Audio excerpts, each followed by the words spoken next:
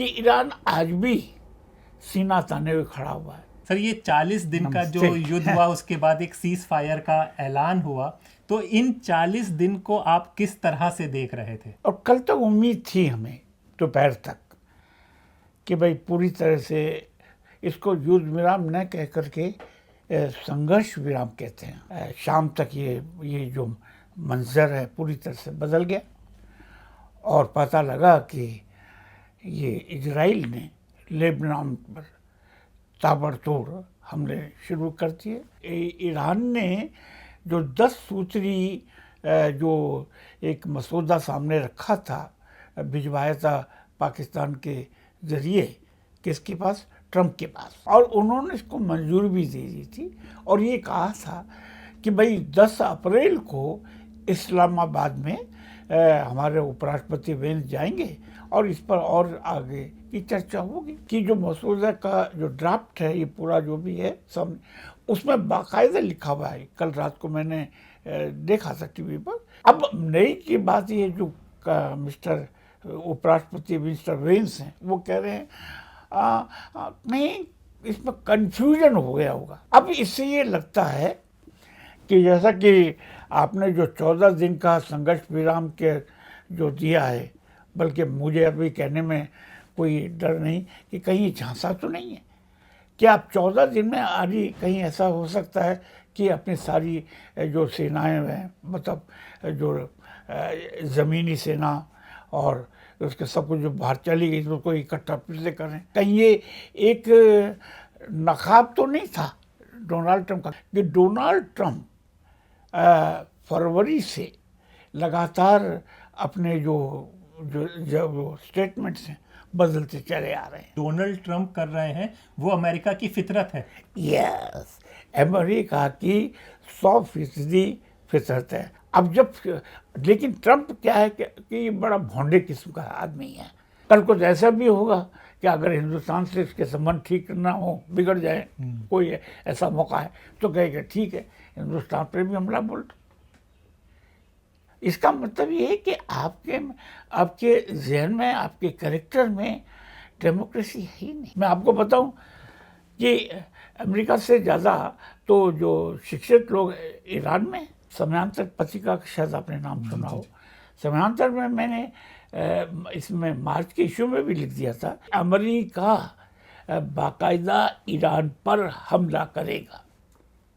ये मैंने 20 फरवरी को लिख दिया। पर ईरान का किरदार भी बताइए कि अगर चलिए लेबनान पे मार रहा है, कोई और होता है कि चलो हम तो बच गए, पर वो उसके लिए भी आवाज़ उठा रहा है। और लेबनान मतलब हमेशा देखा जाए वो ईरान का साथ रहा है। इजराइल का निर्माण शायद 1948 से दूसरे विश्व युद्ध के बाद हुआ और दुनिया भर के यहूदियों को वहाँ बसाया गया था, ये सभी जानते हैं। अब इनको चाहिए कि हमारे पास जो छोटी सी जगह है, करीब 1 करोड़ की आबादी का, 90 लाख या 1 करोड़ की आबादी है इजराइल में, कि हम इसको एक्सपेंड करें। एक ज़माने में गोलन हाइट पे कब्जा किया, फिर इसके कई जगह को कब्जा करते रहे, क्योंकि हर कुछ साल के बाद वो झगड़ा शुरू कर देते हैं और उसको पूरा जो हथियार वगैरह हर ढंग से पॉलिटिकली, डिप्लोमेटिकली सपोर्ट कौन करता है? अमेरिका। देखिए, मैं तो शुरू से आपके इजराइल को एक स्वतंत्र देश नहीं मानता। आपने कोविड के ज़माने में आपने थालियाँ पिटवा दी, हाँ, और राष्ट्रवाद का खूब चला। आखिर में वो कोविड में किसकी दौलत में इजाफा हुआ? वो सब आपके अडानी और उसको हुआ। आपने हिंदुत्व के नाम पर और राष्ट्रवाद के नाम पर पिछले सबसे ज़्यादा जो आपने ठेके जब दिए, आपने अपने अमीर दोस्तों को दिए। मतलब जो ईरान की जनता ने जो किया, और वहाँ का जो सदर राष्ट्रपति, हाँ, वो कहते कि मैं भी साथ में आपके हूँ, मर सकता हूँ। यानी एक कहा जाए कि शहादत का जो कफन पूरे राष्ट्र ने ओढ़ लिया। क्या हिंदुस्तान में आपका राष्ट्रवादी, तथाकथित राष्ट्रवादी ऐसा कर सकते हैं? अगर राष्ट्रवाद को समझना है तो राष्ट्रवाद किसी एक क्लास की रक्षा के लिए, उसकी हिफाजत के लिए नहीं होना चाहिए। तो ऐसे में भारत की भूमिका को लेकर आप क्या कहेंगे? पाकिस्तान, दलाल पाकिस्तान के चर्चे हो रहे हैं और भारत थोड़ा पीछे है सर। हमारे जो विदेश मंत्री जयशंकर ना, जी जी। हाँ, उन्होंने जिस ढंग से बहुत हल्के और छिचले ढंग से जो पाकिस्तान को दलाल कहा, मैं उसको बिल्कुल ये खारिज करता हूँ। ये शोभा नहीं देता, ख़ास तौर से विदेश मंत्री को। तो फिर मैं यही सवाल उठाऊंगा कि साहब 1966 हाँ 1966 में ताशकंद में रूसियों ने पाकिस्तान और हिंदुस्तान के बीच समझौता कराया था, जिसको बोलते हैं ताशकंद समझौता। तो क्या वो दलालगिरी हुई? क्योंकि आपकी विदेश नीति वो वैसी निकल नहीं सकी, तो उसने सोचा कि आप दलाल कह करके उसको खारिज कर दें। तीन दोस्तों की लंगोटिया यारी मशहूर है, ट्रंप, नेतन्याहू और श्री नरेंद्र दामोदर दास मोदी। याद करिए, हमारे मोदी जी ने नारा लगवाया था अमेरिका में, अब की बार ट्रंप सरकार, याद करिए। और ये भी इतिहास में पहली बार हुआ कि एक दूसरे देश का प्रधानमंत्री दूसरे देश में जा कर के आप वो कर रहे हैं, प्रचार कर रहे हैं। प्रचार करना ही हुआ, जैसा कि आजकल एक नारा चल पड़ा है, नरेंद्र सरेंडर। मैं यही कह रहा हूँ, आप सरेंडर ना करें। नमस्कार दोस्तों, मेरा नाम हैदर अब्बास नकवी है और आप लोग मुझको इस वक्त दा स्वतंत्र पर देख रहे हैं। कल ईरान, इजराइल और अमेरिका युद्ध के 40 दिन हुए थे। उसके बाद सीज़ फायर का ऐलान भी हुआ था। लोगों को लगा था कि सीज़ फायर हो गया, लेकिन ऐसा नहीं हुआ।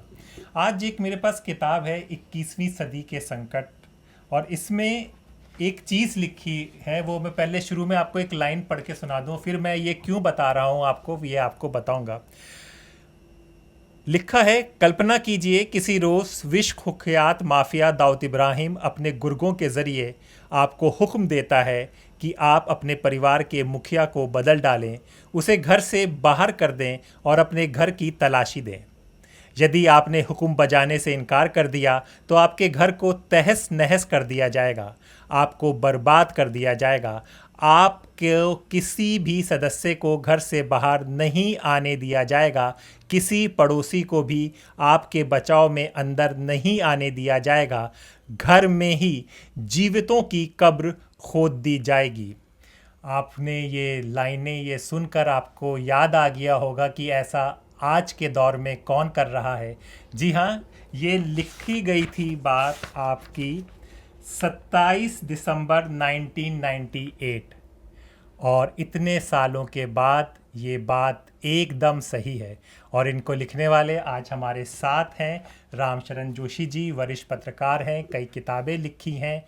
और हम इनसे क्यों बात कर रहे हैं, क्योंकि ईरान ये खुद रह कर आए हैं, ईरान को समझते हैं, जानते हैं, अमेरिका के बारे में लिख चुके हैं। 21वीं सदी के संकट 1998 का हमने बताया कि ये लिखा हुआ था, आज हमारे साथ हैं। तो ईरान, अमेरिका, इनको समझाने के लिए इनसे बेहतर कोई शख्स नहीं है। तो आप लोगों ने हमें पूछा कि हम इनको लाएं, तो आप देखिए हमारे साथ रामशरण जोशी सर, बहुत बहुत शुक्रिया दा स्वतंत्र से। सर, ये 40 दिन का जो युद्ध हुआ, उसके बाद एक सीज फायर का ऐलान हुआ, तो इन 40 दिन को आप किस तरह से देख रहे थे? देखिए, आज 41वां दिन है जी। 40 दिन कल पूरे हो गए, और कल तक उम्मीद थी हमें दोपहर तक कि भाई पूरी तरह से इसको युद्ध विराम न कह करके संघर्ष विराम कहते हैं। तो मैंने कहा भाई अब ठीक है, आज 14 दिन का संघर्ष विराम हो गया है, तो इसके बाद यही संघर्ष विराम युद्ध अंत में समाप्ति पर उसमें तब्दील हो जाएगा, ये हम लोग सब सोच रहे थे। लेकिन शाम तक ये जो मंजर है पूरी तरह से बदल गया, और पता लगा कि ये इजराइल ने लेबनान पर ताबड़तोड़ हमले शुरू कर दिए। और मैं अभी ताज़ा सुन कर के आया हूँ, करीब 250 से ज़्यादा इंसान वहाँ मारे गए हैं। और सबसे बड़ी ज़बरदस्त बात यह है कि जो ईरान ने जो 10 सूत्री जो एक मसौदा सामने रखा था, भिजवाया था पाकिस्तान के ज़रिए, किसके पास? ट्रंप के पास, यानी आपके अमेरिका के राष्ट्रपति के पास। और उन्होंने इसको मंजूरी भी दे दी थी और ये कहा था कि भाई 10 अप्रैल को इस्लामाबाद में हमारे उपराष्ट्रपति वेंस जाएंगे और इस पर और आगे की चर्चा होगी। अब नया इसमें डेवलपमेंट ये है कि राष्ट्रपति डोनाल्ड ट्रंप इससे मुकरते हुए दिखाई दे रहे हैं, कहने कि ये मसौदे में शामिल नहीं था। जबकि मज़े की बात यह है कि जो मसौदा का जो ड्राफ्ट है, ये पूरा जो भी है सब, उसमें बाकायदा लिखा हुआ है। कल रात को मैंने देखा था टीवी पर, और पाकिस्तान के जो प्रधानमंत्री हैं, क्या नाम है, शहनवाज शरीफ ना, हाँ, उन्होंने भी कहा हाँ ये उसमें शामिल है लेबनान, कि भाई लेबनान पर भी कोई हमला नहीं होगा। अब नई की बात ये जो मिस्टर उपराष्ट्रपति मिस्टर वेंस हैं, वो कह रहे हैं नहीं इसमें कन्फ्यूजन हो गया होगा। अरे भाई, जब सब चीज़ें टाइप थी और दुनिया के सामने रखी गई, मीडिया के इसको जारी किया गया, तो भैया तो कन्फ्यूजन कहाँ हुआ होगा। तुम्हें ने ड्राफ्ट किया, सब कुछ तुमने किया, ईरान ने भेजा कि 10 है और इसके बाद आप देख लीजिए, और तो आप सहमत थे। अब इससे ये लगता है कि जैसा कि आपने जो 14 दिन का संघर्ष विराम के जो दिया है, बल्कि मुझे अभी कहने में कोई डर नहीं कि कहीं झांसा तो नहीं है कि आप 14 दिन में आदि कहीं ऐसा हो सकता है कि अपनी सारी जो सेनाएं हैं, मतलब जो ज़मीनी सेना और उसके सब कुछ जो बाहर चली गई, उसको इकट्ठा फिर से करें, क्योंकि इसमें अब उन्होंने ये भी मना कर दिया हम सब वापस नहीं भेजेंगे। तो मेरा ये कहना है कि कहीं जो ये युद्ध संघर्ष विराम है, जो फ्रेजाइल तो नहीं है, कहीं ये एक नकाब तो नहीं था डोनाल्ड ट्रंप का। क्योंकि अब देखिए कि डोनाल्ड ट्रंप फरवरी से लगातार अपने जो स्टेटमेंट्स हैं बदलते चले आ रहे हैं। आपको याद करिए 12 फरवरी को उन्होंने जेनेवा में ईरान के साथ बातचीत थी और तय था कि हाँ अब सब ठीक हो जाएगा, और खुद अमेरिका ने कहा अब तो सब ठीक हो जाएगा, अब शांति रहेगी। ठीक है, आपने क्या किया, उसके ठीक 1 दिन 2 दिन के बाद आपने ईरान पे हमला कर दिया। इसका मतलब कि आप कैसे विश्वास करें, आप राष्ट्रपति हैं, आप 30 करोड़ देश के सदर हैं, और आपकी बात पर विश्वास करें, कैसे किया जाए। आप मुकर गए। तो ठीक इसी तरह से जो कल मुकर रहे कि सब उसमें 10 पॉइंट प्रोग्राम में वो नहीं शामिल नहीं था, तो फिर अब किसको माने। तो ये जो है अमेरिका का जो क्लास कैरेक्टर है, अब मैं इसकी बात करूँगा, जैसा कि आपने अभी पढ़ के सुनाया, ये बात मैंने कब लिखी, 1998, यानी कितने साल पहले, माने 20-22 साल 24 साल। अब इसको इस जो शुरू का जो पैराग्राफ आपने पढ़ा, ये जो लंबा लेख है, अब आपने वेनेजुएला पर जो किया, इसको उससे तुलना कर लीजिए कि किस तरह से वेनेजुएला का जो इलेक्टेड प्रेसिडेंट था, उसको आप रात्रि में वहाँ पहुँचते हैं उसके घर, और उसको फिर वहाँ से वो उनको और उनकी पत्नी को गिरफ्तार करके ले आते हैं।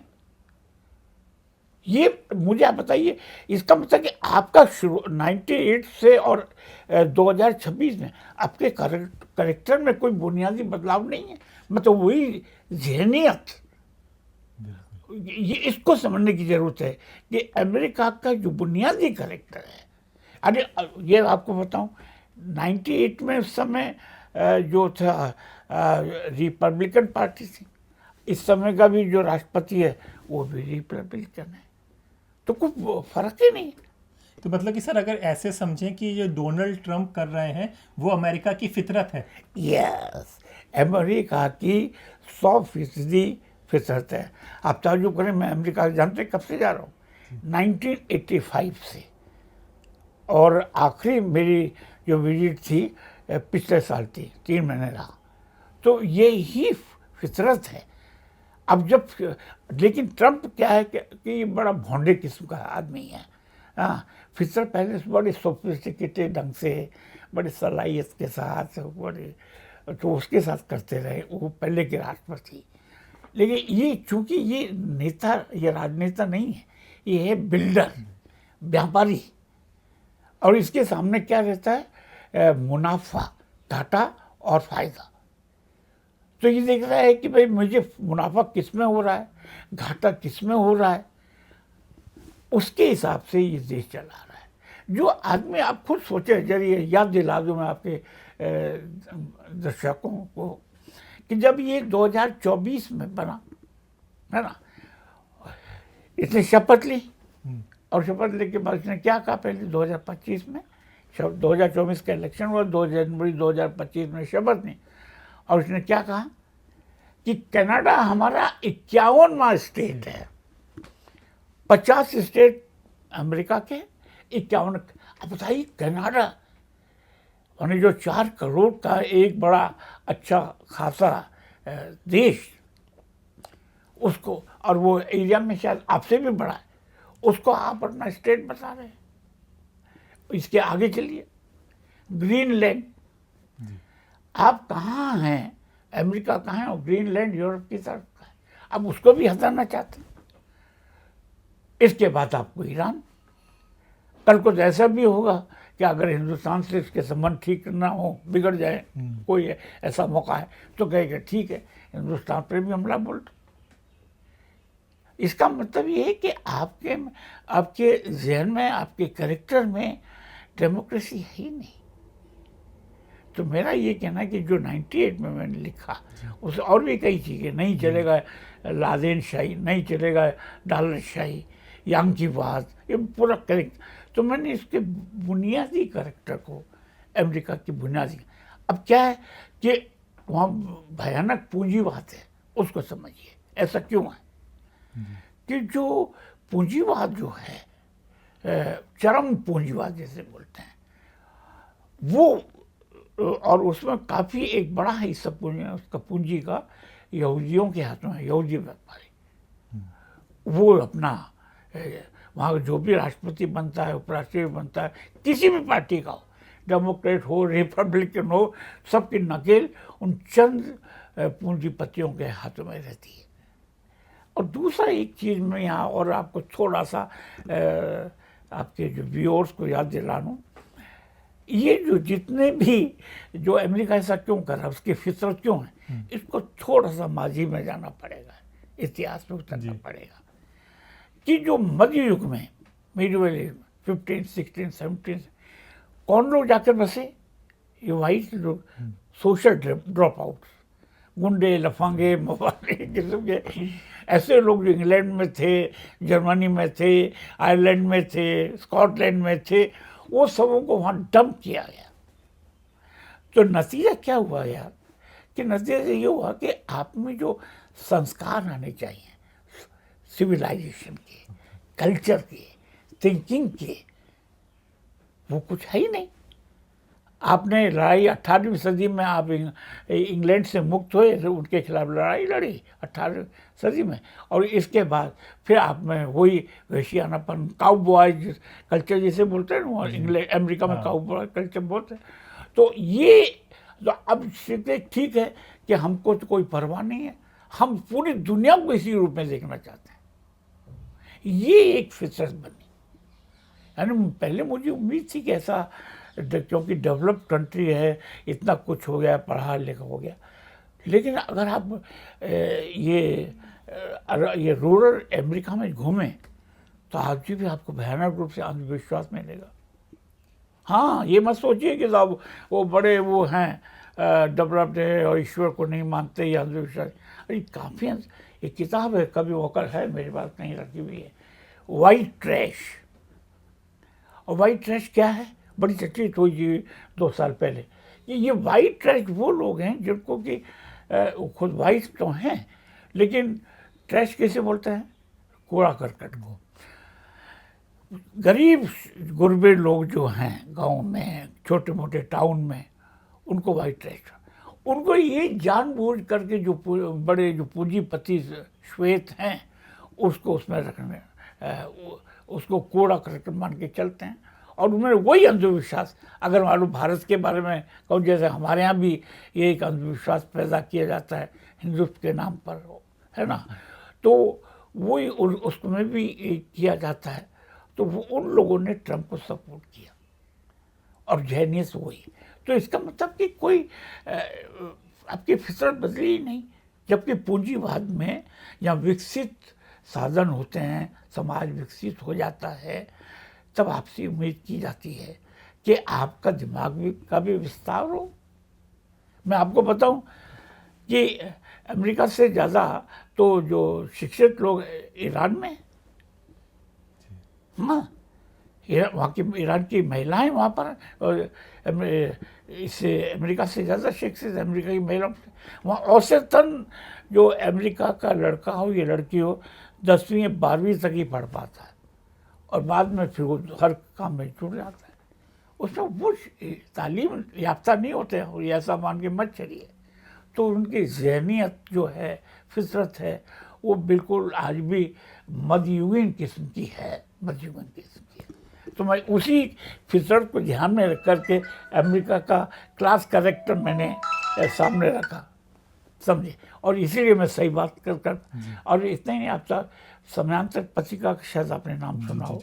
समयांतर में मैंने इसमें मार्च के इशू में भी लिख दिया था कि फरवरी में, जबकि वो 15-20 फरवरी को मैंने लिखा था और मार्च के 3-4 तारीख को आ गया, तो वो समयांतर पत्रिका नीचे रखी हुई है। उसमें मैंने लिखा था कि अमेरिका बाकायदा ईरान पर हमला करेगा। ये मैंने 20 फरवरी को लिख दिया था और उसमें छपा बाकायदा, ये सब लिखा था। और क्योंकि मैं उसकी बुनियाद पर जाता हूँ, उसकी असली फितरत पर। और दरअसल क्या है, यहाँ एक मैं बात खत्म करता हूँ। देखिए, ये उसको चाहिए कि तेल के संसाधन, पूंजी की, जहाँ भी उसका वो हड़प ले, सही ढंग से या बेईमानी अवैध ढंग से। तो वो उसका नज़र थी ईरान और जितना जो मध्य पूर्व के जो मुस्लिम कंट्रीज हैं, पश्चिम एशिया, वो वहाँ की जो तेल संपदा है उसको वो हड़पना चाहता है और कुल मिला के उसका खेल ये है। सर, आपने अमेरिका की फितरत बता दी। आप ईरान भी रहे हैं, तकरीबन 10 दिन के करीब आप रहे हैं जी। आपने देखा समझा होगा। पर ईरान का किरदार भी बताइए कि अगर चलिए लेबनान पे मार रहा है, कोई और होता है कि चलो हम तो बच गए, पर वो उसके लिए भी आवाज़ उठा रहा है। ये क्या देश है ये? नहीं, देखिए, ईरान के संबंध लेबनान से पहले जो वहाँ के जो वो है ना, उनके वहाँ एक तंजीम है, वो हिजबुल्ला, तो जाहिर है कि वो ईरान से उसके संबंध है, उनको थोड़ा सा हथियार वगैरह जो भी पूरी तरह से फौजी मदद करता रहा है। और लेबनान मतलब हमेशा देखा जाए वो ईरान का साथ रहा है। तो जाहिर है, क्योंकि वो इजराइल का जितना भी कहर है वो लेबनान झेलता आ रहा है पिछले 30-40 साल से, अभी कोई नया नहीं है। गजा में क्या हालत की, फिलिस्तीन में क्या हालत की, ये तो वो तो सीधे उसके जद में है इजराइल के। लेबनान में आप तो, क्योंकि देखिए, यहाँ इजराइल को एक समझना पड़ेगा, ये इजराइल का निर्माण शायद 1948 से दूसरे विश्व युद्ध के बाद हुआ था और दुनिया भर के यहूदियों को वहाँ बसाया गया था, ये सभी जानते हैं। अब इनको चाहिए कि हमारे पास जो छोटी सी जगह है, करीब 1 करोड़ की आबादी का, 90 लाख या 1 करोड़ की आबादी है इजराइल में, कि हम इसको एक्सपेंड करें। एक ज़माने में गोलन हाइट पे कब्जा किया, फिर इसके कई जगह को कब्जा करते रहे, क्योंकि हर कुछ साल के बाद वो झगड़ा शुरू कर देते हैं और धीरे धीरे उसको एक्सपेंड करते हैं, क्योंकि जितने भी यहूदी दुनिया भर के वो बुला करके वहाँ बसाए जा रहे हैं, जिसे बोलते हैं सेटलर्स, समझे। अब उनकी नज़र गजा के बाद जो फिलिस्तीन की जो दूसरी जगह उस पर, और इसके बाद लेबनान, तो एक ग्रेटर इजराइल प्रोजेक्ट है उनके सामने और उसको पूरा जो हथियार वगैरह हर ढंग से पॉलिटिकली डिप्लोमेटिकली सपोर्ट कौन करता है, अमेरिका वहाँ की जो यहूदी लॉबी है। बिना देखिए, मैं तो शुरू से आपके इजराइल को एक स्वतंत्र देश नहीं मानता। मैं उसको एक पैरासाइट नेशन मानता हूँ। पैरासाइट का मतलब परजीवी। आप अमेरिका पर परजीवी हैं, तो उनके सामने सबसे बड़ा ईरान क्यों चैलेंज है कि ईरान आज भी सीना ताने हुए खड़ा हुआ है, लगा वो उसके सामने सभी झुक गए। सऊदी अरेबिया, इजिप्ट और बाकी जो दूसरी मुस्लिम कंट्रीज हैं, सभी सीरिया वगैरह जो भी है, जो आप वो सब उनके परोक्ष रूप से और प्रत्यक्ष रूप से उसके साथ ही है। ठीक है ना। ईरान ने मना कर दिया शुरू से, तो जाहिर है कि इजराइल का कि सबसे बड़ा अगर कोई ख़तरा मेरे वजूद को है तो ये ईरान है। ईरान तो ऐसी हालत में ईरान इसलिए वो नहीं चाहेगा कि ईरान एटॉमिक दृष्टि से भी पावरफुल कोई एटम बनाए, फिर मिसाइल, ब्लास्टिक मिसाइल जितने भी बड़े होते हैं वो बने, तो उसको सामने यही है कि इसको एकदम से ख़त्म कर। इसलिए यहाँ 2-3 शब्दों पर ध्यान दीजिए। ट्रंप साहब क्या कहते हैं? देखिए 10-15 दिन पहले उन्होंने उनका ज़बरदस्त स्टेटमेंट था जो बहुत ही फर्सनी है। वो था कि हम मज़े के लिए ईरान पर हमला कर रहे हैं, मज़े के लिए, just for the sake of fun. अरे यार, एक नेशन पे कर, लोग मर रहे हैं, ज़मीन नहीं तुम लोग मर रहे हैं और अपने मज़े के लिए। जैसे कि वो क्या होता है, वो मुर्गे की लड़ाई लड़वाते हैं और फिर मज़े के लिए लगाओ उस पर दाव। तो क्या ईरान कोई मुर्गा है? क्योंकि तुम्हारे पास ताकत तो इसे कर दो। फिर इसके बाद 15 दिन के बाद फिर 3-4 दिन पहले वो एक और उससे भी संगीन स्टेटमेंट देते हैं कि हम इसे ईरान को वहाँ स्टोन एज में पहुँचा देंगे, पाषाण युग में। तो इसका मतलब कि पूरी सभ्यता। तीसरा, इसी में एक और जुमला वो बोलता है अरे ईरान में कौन लोग हैं, वहाँ जानवर रहते हैं, एनिमल। क्या मतलब? जो 8-9 करोड़ की आबादी है वो जानवर है। इतनी तो ईरान, अमेरिका की कोई सभ्यता नहीं है जो कि ईरान की जितनी हज़ारों साल पुरानी सभ्यता है। तो मैं यहाँ एक बात और कहना चाहूँगा, ये जो आपका जो अमेरिका है ना, ये एक कुंठाग्रस्त देश है। फ्रस्ट्रेशन क्या है कि हम सभ्यताओं के इस संसार में हम सारे वो हैं, क्या कहा जाए, बहुत ही बौने किस्म के हैं। मेरा सबसे नहीं तो इसलिए उसको सब ये होता है कि सब झुके। एक पुरानी कहावत है कि एक अंधे को सब संदेश दिखाई देते हैं, एक काने को सब काना दिखाई दे। तो उसको होता है कि ईरान को कि क्या सभ्यता, वो जानवर ही हैं। तो ये एक उसके सब कॉन्शियस में, उसकी उपचेतना में कहीं कुंठा बहुत बैठी हुई है। ट्रंप की नहीं, पूरी उसके अमेरिका की फितरत में।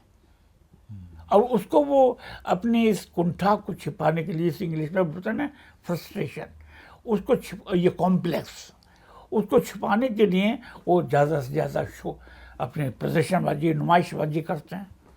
ये सब नई दुनिया हम लोगों ने बता दिया। ठीक है कि लेकिन उसके मुकाबले आप यूरोप को देख लीजिए, इस बार कोई उसके साथ नहीं गया, कोई भी। इंग्लैंड जो उनका जातीय भाई है, एक तरह से नस्ली भाई, वो नहीं गया। जर्मनी नहीं गया, फ्रांस नहीं गया, स्पेन नहीं गया। यहाँ तक कि जो जापान, जो से बिल्कुल ही उस पर निर्भर है, जापान ने भी मना कर दिया कि हम आपके साथ नहीं आएंगे, ये हमारी लड़ाई नहीं है, तुम्हारी लड़ाई। तो इसको समझने की जरूरत है। सर एक चीज़ और समझेंगे कि पिछले कुछ सालों से हमारे देश में एक शब्द बहुत चला है, राष्ट्रवाद। हाँ, राष्ट्रवाद बहुत चला है। ईरान की जनता ने भी अपना जज्बा बहुत दिखाया है, तो राष्ट्रवाद असली कहाँ पर आपको दिख रहा है? देखिए ऐसा है, पहली बात तो ये सोचिए कि जैसे कि मैं 2018 में था 9-10 दिन के लिए, और वहाँ इसके जाहिर है कि उस समय अयतुल्ला ख़ुमैनी की नेतृत्व में वहाँ एक इस्लामिक रिवॉल्यूशन हुआ, इस पर कोई शक नहीं। और उसमें लेफ्ट पार्टीज ने भी काफ़ी साथ दिया, लेकिन बदकिस्मती से जब वो सत्ता में आ गए तो उन्होंने वामपंथियों को का सफाया भी कर दिया, जो उन्होंने ये मैं इसको चार्ज लगाना चाहूँगा, वहाँ की जो धार्मिक लीडरशिप है उस पर चार्ज लगाना चाहूँगा। खैर, अब वो क्या हुआ कि वैसे तो हम लोकतांत्रिक हैं, डेमोक्रेसी है, हम किसी भी धर्म, कहीं भी दुनिया में कहीं भी मजहब पर आधारित राज्य नहीं होने चाहिए, मतलब सत्ता में नहीं होनी चाहिए। आप धर्म मानिए, आपका जाति है, जो भी करना हो करिए, लेकिन हम कभी भी नहीं चाहेंगे कि सरकार या स्टेट वो धर्म के आधार पर चले, क्योंकि उसके बाद तो डेमोक्रेसी खत्म हो जाती है। लेकिन मैं जब वहाँ गया तो एक बात तो है कि भाई ये उस समय मुझे याद है कि वहाँ बेरोजगारी थोड़ी बढ़ रही थी, 13 से 15% बेरोजगारी, वो खुद उनके किसी वजीर ने आकर के बताया। और उन्हें उस दूसरे वजीर ने ये भी बताया कि हमने अब प्राइवेट सेक्टर को बढ़ावा दे रहे हैं।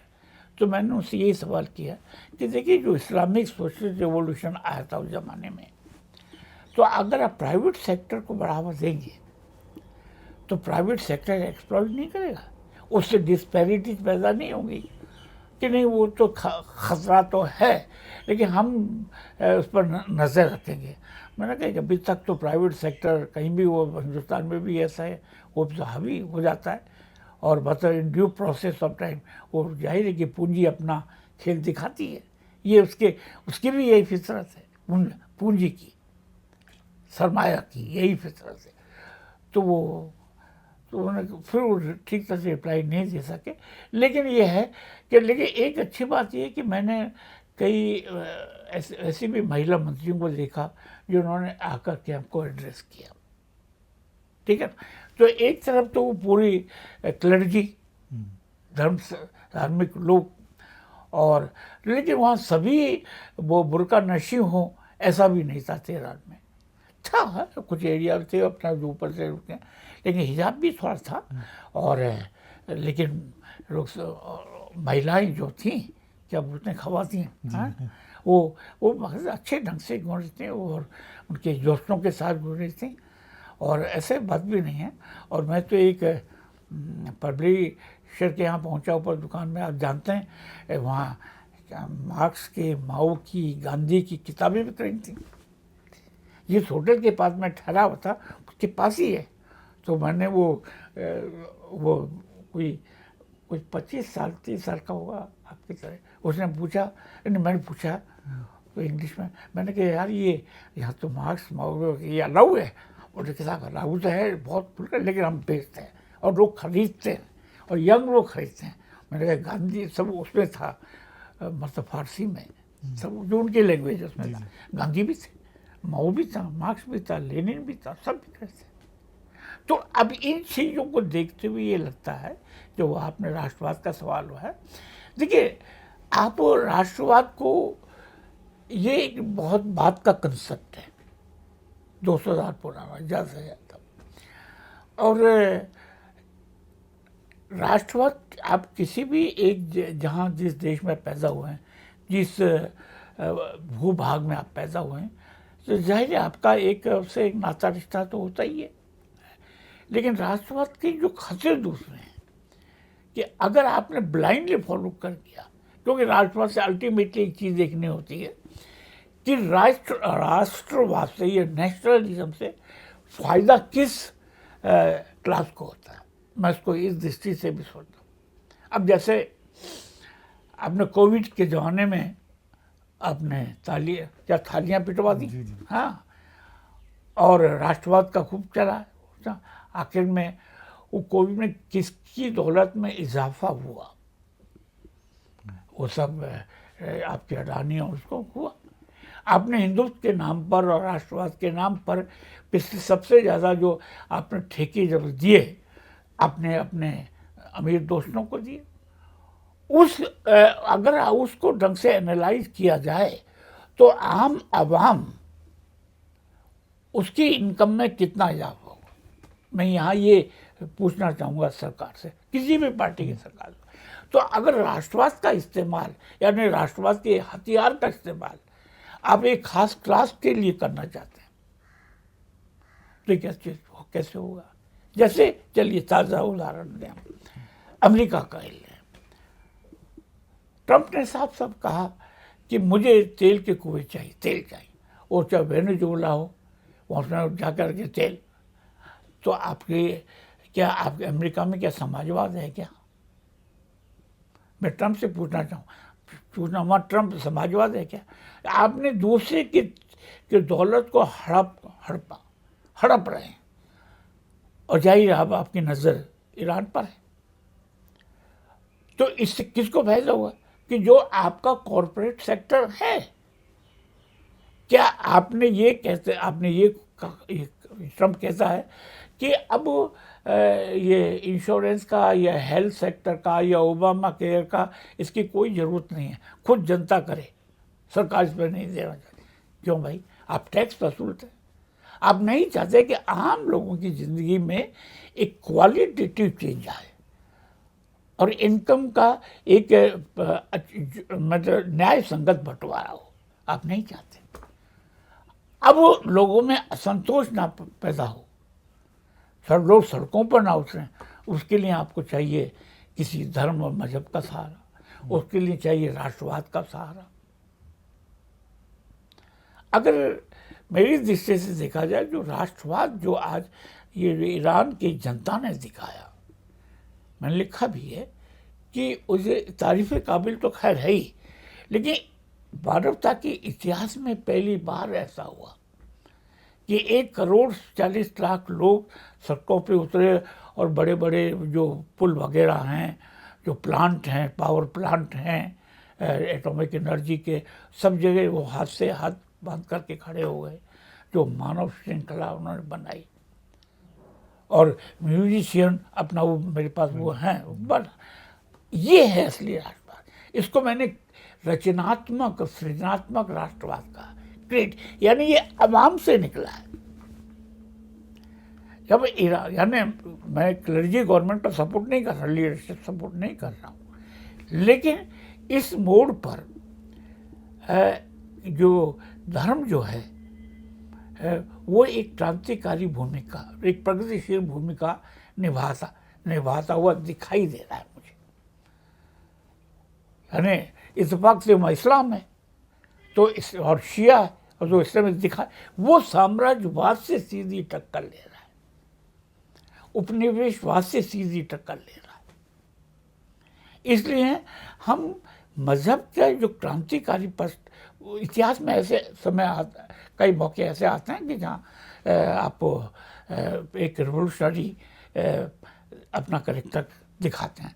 जैसे कि दक्षिण अमेरिका में लिबरेशन थियोलॉजी एक थी, और वहाँ की लिबरेशन थियोलॉजी यानी क्रिश्चियन, उन्होंने अमेरिका के साम्राज्यवाद उपनिवेशवाद से टक्कर ली, चर्च नहीं, चर्च खड़ा हो गया। तो आप इसकी धर्म के इस रोल को कैसे भुला सकते हैं, इग्नोर नहीं कर सकते। ये ठीक है कि हम उसको सपोर्ट नहीं कर, लेकिन जो प्रगतिशील रोल उसका दिखाई दे रहा है। तो ऐसे हालत में मतलब जो ईरान की जनता ने जो किया, और वहाँ का जो सदर राष्ट्रपति, हाँ, वो कहते कि मैं भी साथ में आपके हूँ, भी मर सकता हूँ। यानी एक कहा जाए कि शहादत का जो कफन पूरे राष्ट्र ने ओढ़ लिया, शहादत का। तो ये राष्ट्रवाद जो आम लोगों के फायदे के लिए उसके निकले, आम लोगों की ज़मीर से निकले। और किसी, अब मैं एक सवाल कर सकता हूँ आपसे कि भाई उनको मिसाइल्स का, ड्रोन का, बॉम्ब का, सबका खतरा मंडरा रहा है, बावजूद इसके वो आपके ब्रिज पर हैं, बावजूद इसके वो प्लांट पर हैं, बावजूद इसके वो अपना एक इंस्ट्रूमेंट बजा रहे हैं। ये है असली राष्ट्रवाद। क्या हिंदुस्तान में आपका राष्ट्रवादी, तथाकथित राष्ट्रवादी ऐसा कर सकते हैं? मैंने 1965 का वार देखा, 1962 का, और 1961 में तो मैं युद्ध संवाददाता रहा। मैं तो ढाका वगैरह सब जगह गया। तो वहाँ कितने लोग थे, वहाँ तो सेना लड़ी थी।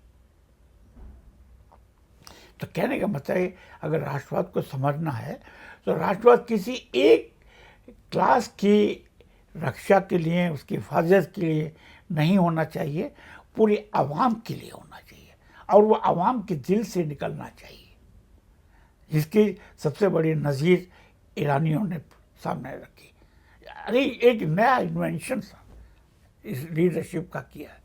ये आने वाले समय तक, सदियों तक याद रखा जाएगा। इतिहास में इससे बड़ा ऐसा कभी हुआ नहीं, जहाँ तक इतिहास को मैंने पढ़ा है। हाँ, ये जरूर एक अच्छी बात कि गांधी ने जरूर हम लोगों को ये तो नए ढंग से कि आइए हम बम के सामने भी, बम के बीच में भी हम खड़े हैं। ट्रंप को खुला था, ट्रंप और नेतन्याहू को कितने ड्रोन बरसाने हैं, कितनी मिसाइलें बरसानी हैं, बरसाइए। कोई मामूली बात नहीं है, 1,40,00,000 और उसके साथ प्रेसिडेंट खड़ा होना।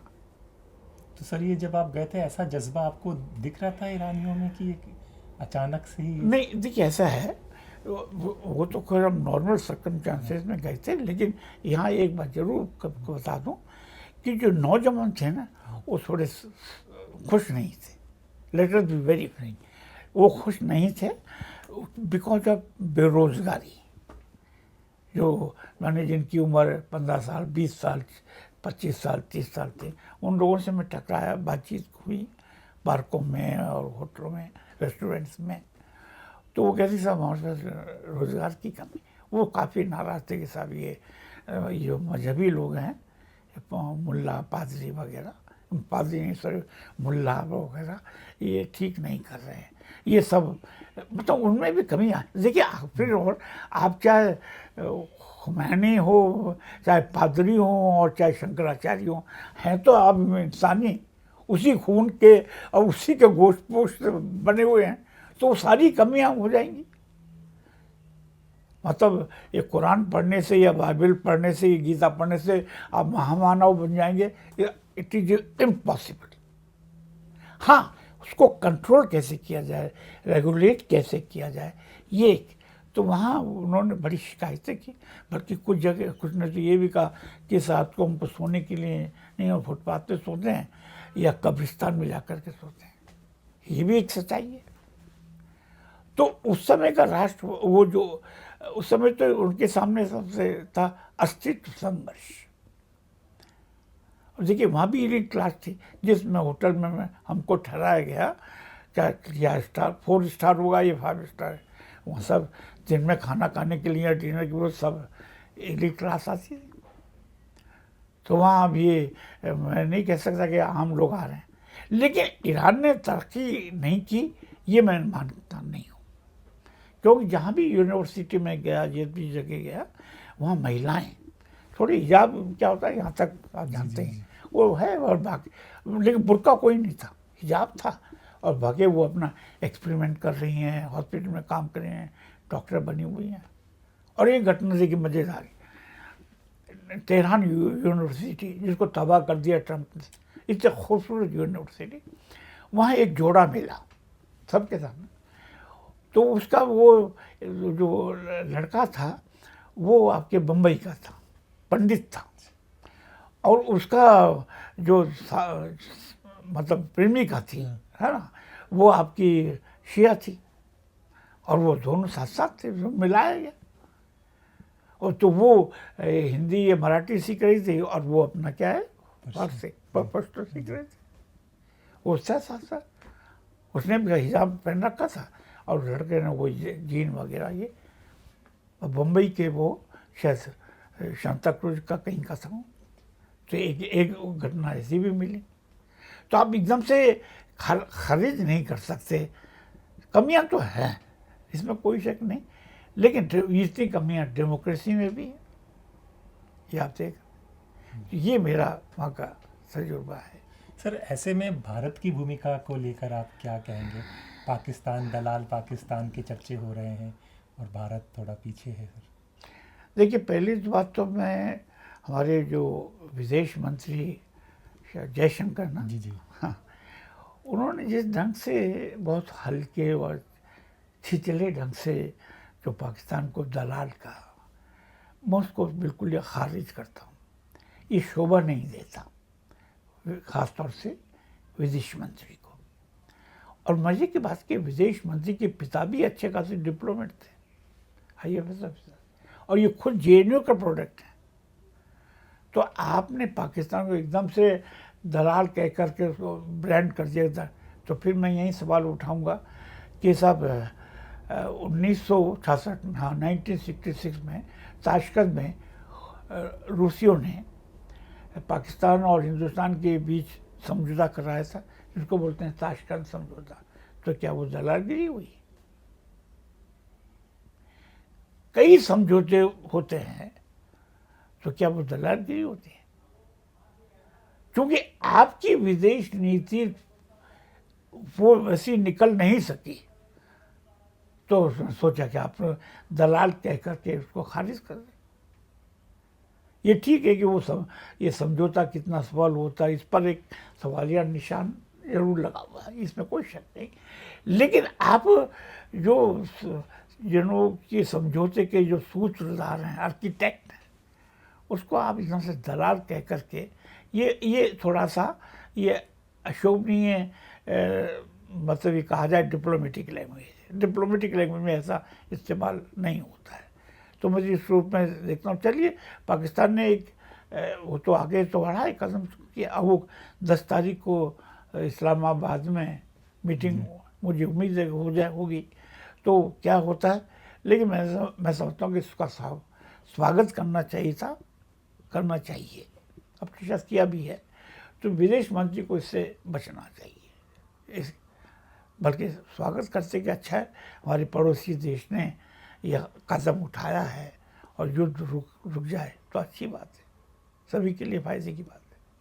मैं इसको इस रूप में देखता हूँ। सर, एक चलते चलते और जैसा आपने लिखा था और जैसे अभी सब दर्शकों को भी अमेरिका की फितरत बताइए, जिस फितरत पे डोनाल्ड ट्रंप एकदम खड़े उतरते हैं, तो वो क्या मोदी जी के दोस्त हो सकते हैं इस तरह? भाई देखिए, इस समय तो दुनिया में 3 दोस्तों की क्या बोलते हैं, लंगोटिया यार हैं, यही बोलते हैं ना। 3 दोस्तों की लंगोटिया यारी मशहूर है, ट्रंप, नेतन्याहू और श्री नरेंद्र दामोदर दास मोदी। तीनों की भाई याद करिए, हमारे मोदी जी ने नारा लगवाया था अमेरिका में, अब की बार ट्रंप सरकार, याद करिए। और ये भी इतिहास में पहली बार हुआ कि एक दूसरे देश का प्रधानमंत्री दूसरे देश में जा कर के आप वो कर रहे हैं, प्रचार कर रहे हैं। प्रचार करना ही हुआ जी। जो कि प्रोटोकॉल के खिलाफ है। ठीक इसी तरह से युद्ध शुरू होने के महज 2 दिन पहले आप तेल अभी पहुंचते हैं और ऐसा कोई सम्मान पुरस्कार पहले से नहीं था, आप ग्रहण करते हैं तो क्या तेल अवीव के संसद में, और 2 दिन के बाद इजराइल ईरान पे हमला कर देता है। तो मैं ये सोचता हूँ कि भाई अब तीनों की यारी दोस्ती कह नहीं सकता रंगा बेला वाली है, या वो क्या वो शोले के जो थे ना, तो जय वीरू वैसे ही मैं खुदा जाने।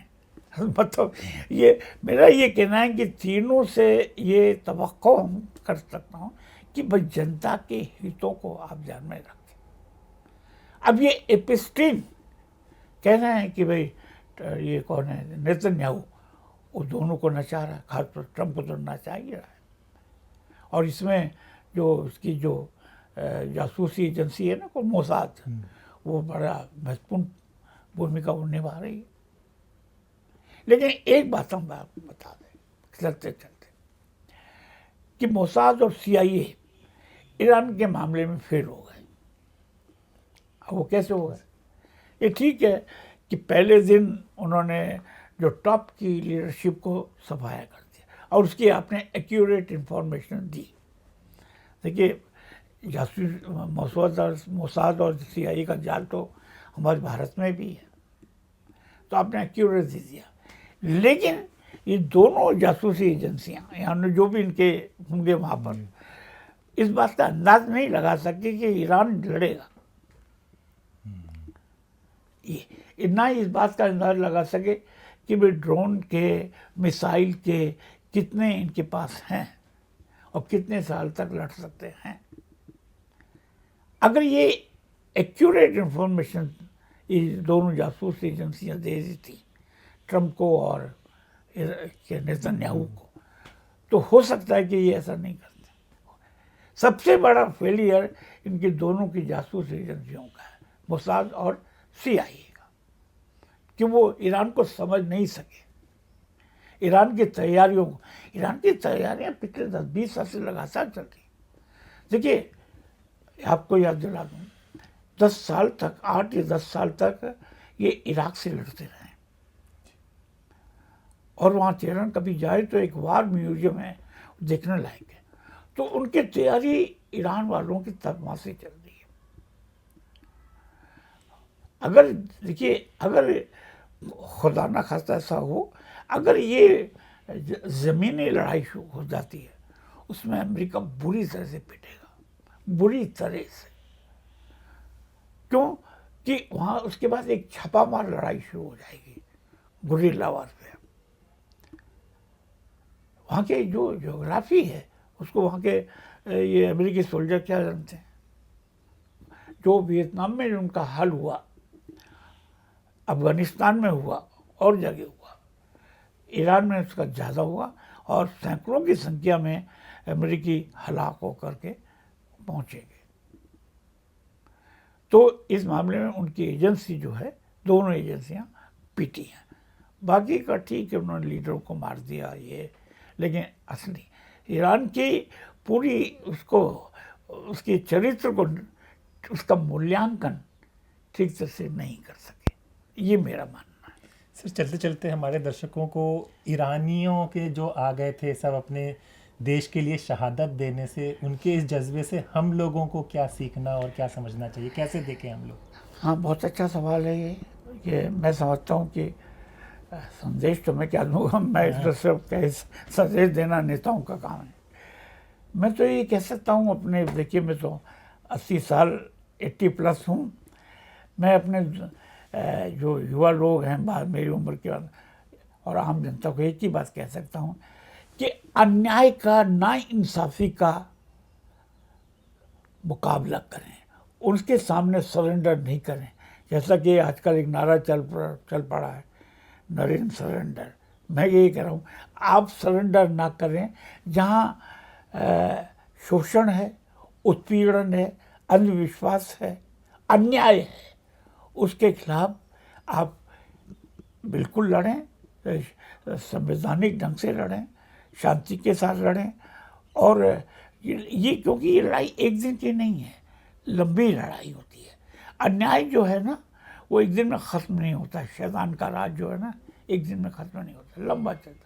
तो इसके लिए आपको गांधी से भी बहुत कुछ सीखना होगा और नई ढंग से सब कुछ करना चाहिए।